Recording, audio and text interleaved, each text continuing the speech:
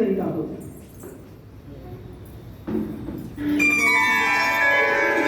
एक ताजमहल, एक लता मंगेशकर,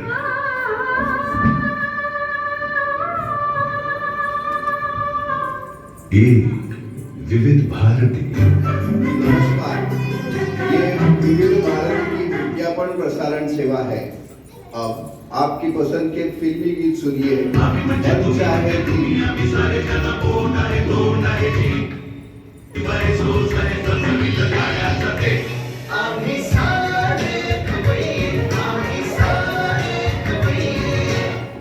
नमस्कार, आकाशवाणीच्या सांगली केंद्रावरून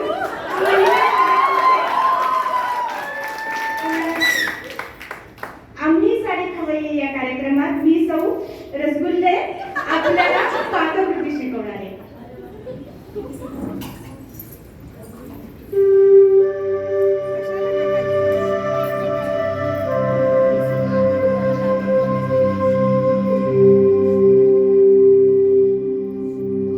नमस्कार, हे आकाशवाणीचे नागपूर केंद्र.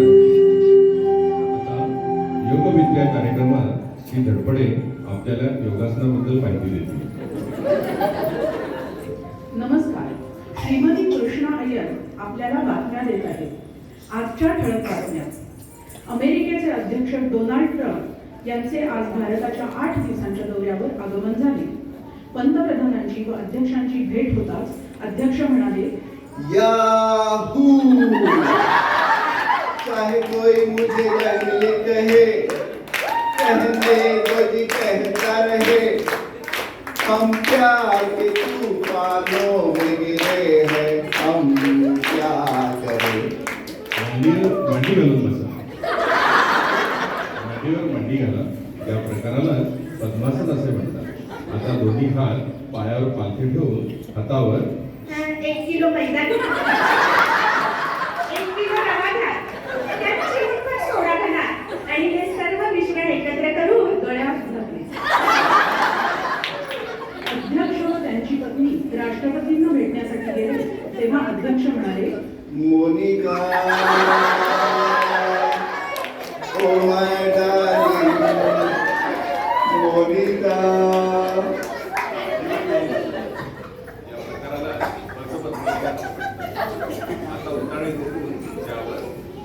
सर्व मैदा होता. हे मिश्रण घेऊन पंतप्रधान सर्व मंत्र्यांसमोर राष्ट्रपती भवनात आले. सर्व मंत्र्यांना चाळणीत घालून नीट चाळल्यावर डोकेदुखी थांबेल. हे आसन केल्याने सर्व शरीराला आणि डोक्याला रक्तपुरवठा होतो. शिवाय केस वैतागलो मी या केसांना. अरे पण आयुर्वेदिक माख्याचे तेल का नाही वापरत, त्याने केस गळायचं थांबून भरपूर वाढतात. असे पंतप्रधान म्हणाले. नंतर राष्ट्रपती व अध्यक्ष यांना खलबत्त्यात घालून चांगले कुटावे. या स्वागताने भारावलेले अध्यक्ष पंतप्रधानांना म्हणाले, 1 2 3 4 5 6 8 9 10 असे 25 पर्यंत आकडे मनात होते. आता पोटावर झोपा व पाठीवर कडकडीत तेल होता. याला मोहन असे म्हणतात. त्यामुळे पदार्थ खुसखुशीत होतात.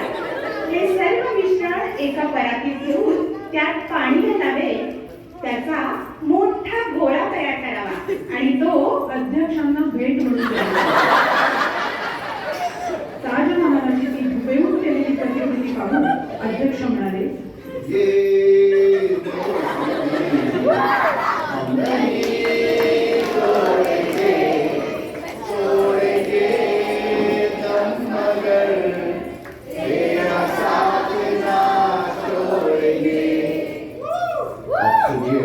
अगला गीत जिसे लिखा है मुख्यमंत्री यांनी. आपल्या भाषणात ते पुढे म्हणाले, आपल्या देशातील गरिबी नष्ट होण्यासाठी सर्व गरिबांचे बारीक बारीक गोळे करा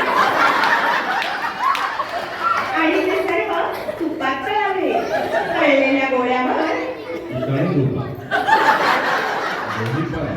हळूहळू हाताची घ्या.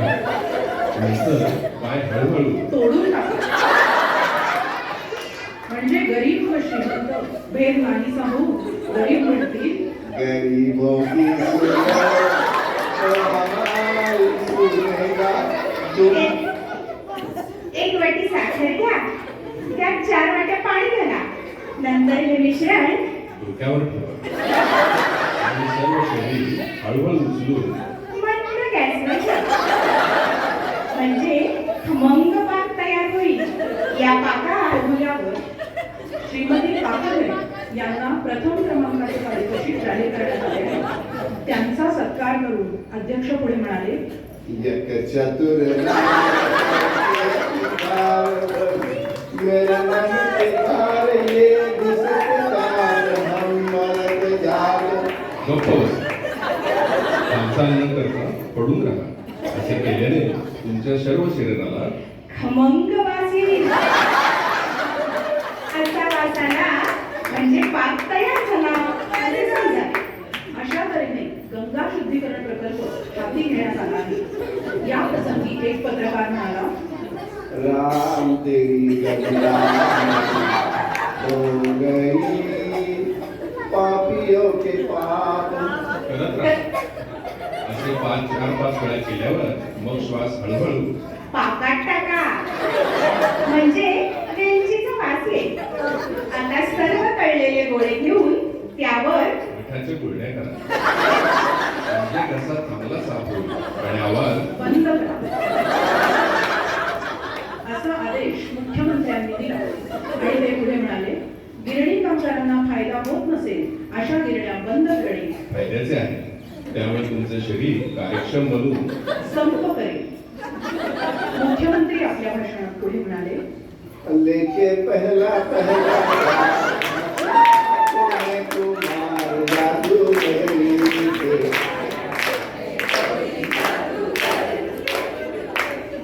आता यानंतर गोळे घ्या आणि ते सर्व एका काडीत सरकवा आणि ही काडी घशात घाला.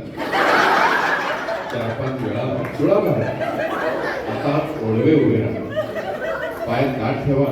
त्यामुळे पायाला भेगा पडतील. अशा भेगांमुळे पाणी धरणातून झिरपेल. जर त्याची ताबडतोब दुरुस्ती केली नाही तर सर्व धरण पाकात पुढे असा पाक करा. नंतर सर्व गोळे एकत्र करून घ्या. असं केल्यानं तस्करांना आपल्या जवळचे 7 कोटी रुपयांचे सोने समुद्रात टाकावे लागेल. या प्रकरणी तपास करणाऱ्या सर्व अधिकाऱ्यांना एक एक करून पाकात टाका. पाकात चांगले उरल्यानंतर हे गोळे बाहेर काढा आणि ताटात ठेवून त्यावर उड्या मारा. म्हणजे सर्व शरीर बाकी होऊन त्याचा हवेत स्फोट होईल. स्फोटामुळे यानाचे तुकडे पाकात सर्वत्र पसरतील. त्यामुळे पाक गाळून घ्यावा. आता हा गाळलेला पाक नाकाने आत ओढा. तोंडाने अजिबात श्वास घेऊ नका. नाकाने श्वास घेतल्याने बाहेरील थंड हवा शरीरात जाऊन दुर्गंधी सुटली होती. त्या मृतदेहाचा अद्याप तपास लागलेला नसून पोलिसांनी नेटाने पडून राहावे. 5 मिनिटे स्वस्थ पडून राहिल्यावर सर्व शरीरास आराम मिळणार नाही. थंड झालेल्या पाकात परत गुलाबजाम झाला. त्यामुळे सर्व हुतात्म्यांना शांती मिळेल. सर्व मारेकऱ्यांना डिश मध्ये घाला. वरून डेकोरेशनसाठी बदाम, पिस्ते, काजू यांचे काप घाला आणि ही डिश अजिबात खाऊ नये. कारण थंड पदार्थ खाल्ल्याने शरीराला अपाय होतो. त्यामुळे शरीर अतिशय थंड होते. वाजते हवामान आतापर्यंतच्या हवामानाचा नीचांक आहे. या हवेमुळे गुलाबजाम सुरेख दिसतील. तेव्हा भगिनींनो, हा स्वादिष्ट पदार्थ आपल्या पतिराजांना नक्की खायला घाला. त्यामुळे तुम्ही बांधेसूद व्हा. हा व्यायाम केल्याने लठ्ठपणा अजिबात जात नाही. त्यामुळे तुमचे पतिराज तुम्हाला समुद्राच्या तळाशी नेतात. या अत्याधुनिक पाणबुड्यांमुळे सागर संपत्तीचा अभिप्राय आम्हाला नक्की कळवा. याबरोबर आजच्या बातम्या बारीक झाल्याचे कळवा. नमस्कार. अच्छा तो हम चलते हैं.